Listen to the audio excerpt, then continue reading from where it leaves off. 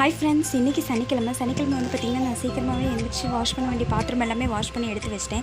இன்றைக்கி வந்து பார்த்திங்கன்னா கதம்ப சாம்பார் தான் செய்ய போகிறோம். அதுக்கு முன்னாடி வந்து பார்த்திங்கன்னா நாங்கள் ஆடி 18க்கு எல்இடி டிவி வாங்கியிருக்கோம். நல்லா இருக்கான்னு சொல்லிட்டு சொல்லுங்கள். இதுக்கு முன்னாடி கலைஞர் டிவி தான் யூஸ் பண்ணிகிட்டு இருந்தோம்.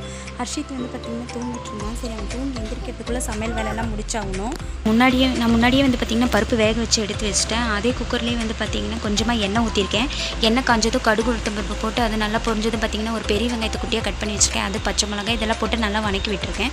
இது வணங்கினதும் பார்த்திங்கன்னா ஒரு உருளைக்கிழங்கு, ஒரு முருங்கைக்காய், 2 வந்து வெண்டைக்காய் போட்டிருக்கேன். இன்னும் காய்கறி இருந்தால் சேர்த்துக்கலாம். என்கிட்ட இது மட்டும்தான் இருந்துச்சு, அதனால் இது மட்டும் தான் போட்டிருக்கேன்.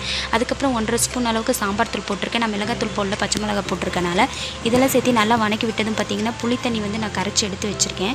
புளித்தண்ணியோடு ஊற்றி இதை வந்து ஒரு கொதி வந்து வெந்ததும் பார்த்திங்கன்னா பருப்பு வேக வச்சுருக்கேன். இதோடு சேர்த்து நல்லா இதுவும் ஒரு கொதி விட்டதும் லாஸ்ட்டாக வந்து பார்த்திங்கன்னா கொஞ்சமாக வெல்லம் தூவி இறக்குனா சாம்பார் ரெடி. நீங்களும் ட்ரை பண்ணி பாருங்கள். ஓகே, பாய்.